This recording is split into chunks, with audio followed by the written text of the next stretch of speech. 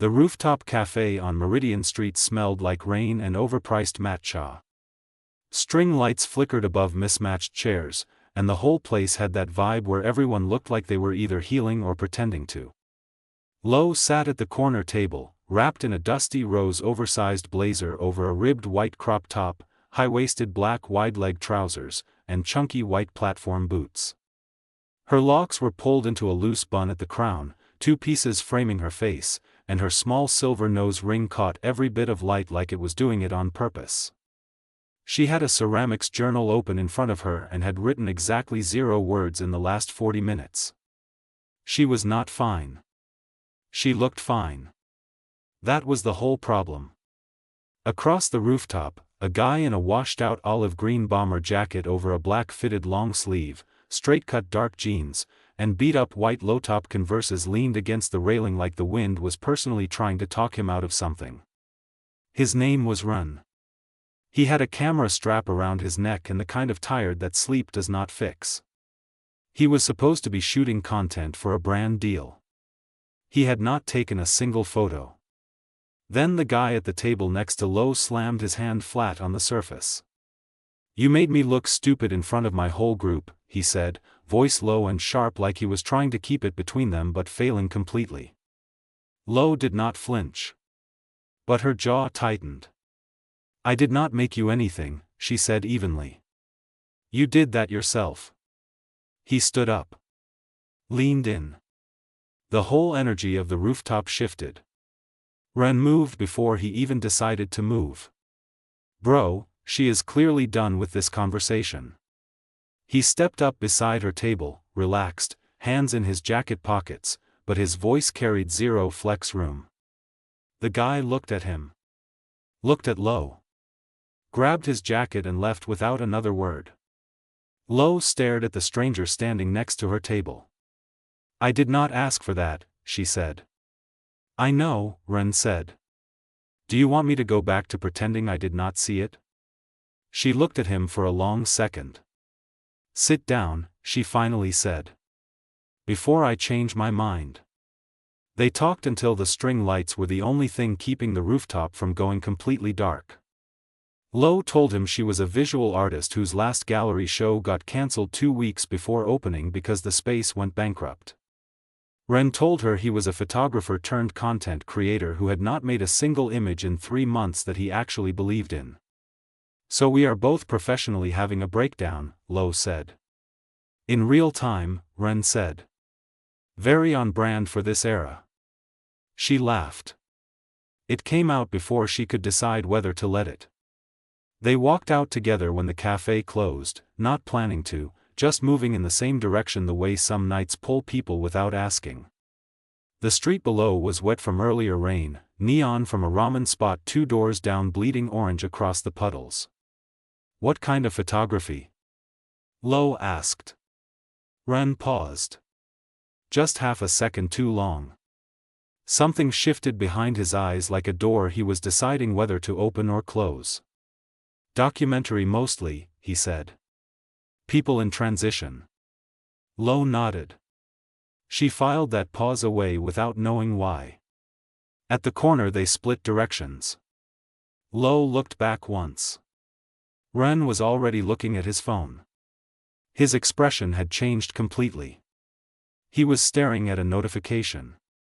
A project brief. Client name at the top, Soleil Studio. Visual artist Lo Vance, 24, rising independent creator. Finalist for the Meridian Arts Campaign Partnership. 3 finalists. His agency was pitching to her tomorrow morning. Ren stood still on the wet sidewalk for a long time. He had not known. But now he did. And something in his chest cracked open like a fault line. The Soleil Studio offices were all white walls and warm wood, the kind of space that whispered money so quietly you almost missed it. Ren sat in the waiting area in a clean charcoal crewneck, tailored black trousers, and fresh olive suede loafers. His portfolio was on the tablet in his bag. He had been awake since 3 a.m. He had not told his creative director about the rooftop. He had run every version of what the right thing was and kept landing in the same uncomfortable spot. He had not known who she was. The help had been real. And this campaign was the one that could actually change where his career went. So he sat. And he waited.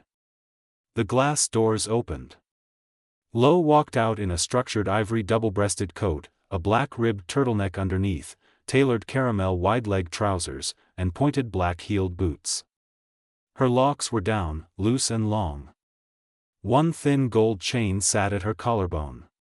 She was mid-sentence with someone behind her, holding a coffee and a tablet, and she looked exactly like someone who had decided a long time ago that the world was going to have to keep up with her. She stopped. Her eyes found him the same way they had found him on the rooftop. Immediate. The tablet in her hand did not move. Her face did not change. But her eyes said everything. "You are on the pitch list," she said. Not a question. "Yes," Ren said. He did not look away. The silence between them was the loudest thing in the room.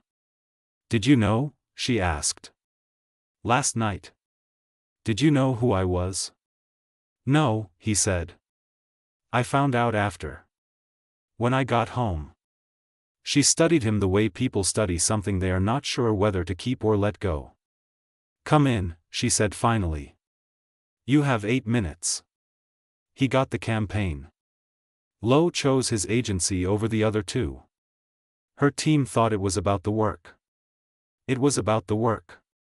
But it was also about the way he had looked at her in that waiting room and told the truth when lying would have been so much easier. They spent 3 weeks in the same rooms building something real. The campaign was good. Better than good. And somewhere between the late editing sessions and the arguments about color grading and the nights they both stayed too long after everyone else left, something else was being built too. Quietly. Neither of them naming it. Then Lo's creative director pulled her aside. "I need to show you something," she said. It was a message thread. Ren's creative director Marcus, talking to a competing agency 2 days before the pitch. Sharing Lo's campaign concept in detail. Concepts that had come from Lo's private brief, the one only pitch finalists received. Lo read it twice. She called Ren that night. "Your director leaked my campaign concept to Ember Creative before the pitch," she said. Her voice was completely flat. Ren went quiet. "Lo," he started. "Did you know about it?" she said. Not a question. A line. "No," he said. "I swear I did not. Your name is on the agency letterhead, Ren." "I know," he said. "I know how it looks." "Then you know why I have to pull the contract," she said. The line went silent for a long moment. "Yeah," he said quietly. "I know why." She ended the call. Sat in the dark of her studio for a long time. Her latest canvas was propped against the wall, half finished, the colors she had started mixing the night after the rooftop. She painted over the whole thing. 6 weeks later, an envelope arrived at Soleil Studio. No agency header. No branding. Just Ren's name in the return corner. Inside was a printed photograph. The rooftop café on Meridian Street. Lo at her corner table, journal open, locks framed around her face, the string lights soft above her. She had not known he was taking it. It was the most honest photo he had ever made. On the back, in handwriting, "I told Marcus I knew about the leak the morning it happened. I pulled myself from the campaign before the pitch. He submitted without me. I did not know how to tell you that without it sounding like I wanted credit for doing the bare minimum. I just needed you to know the truth existed. Do with it whatever you need to." Lo held it for a long time. She found him at a small group exhibition in a converted warehouse on the east side. Ren was standing near the back in a dark green linen shirt, relaxed black trousers, and worn leather sneakers, looking at someone else's work like he was trying very hard to feel something again. She stopped beside him. Did not announce herself. Just stood there looking at the same photograph on the wall. You gave up the campaign, she said. Yeah, he said. That was a lot of money. Yeah. She turned to look at him. He turned to look at her. The whole warehouse kept moving around them like they were the only two people standing still. You could have just told me, she said. I know, he said. I was scared you would think I was making myself the hero of a situation I was already tangled in. Were you the hero? He thought about it for a real second. No. I was just a person who messed up the timing and tried not to make it worse. Lo looked at him for a long time. Then she looked back at the photograph on the wall.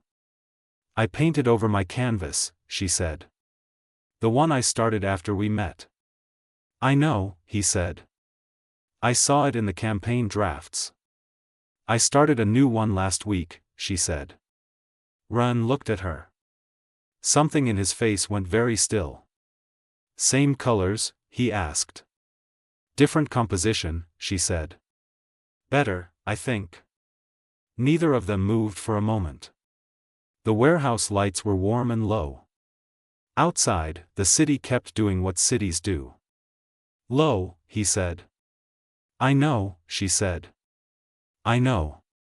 She did not walk away this time. The end.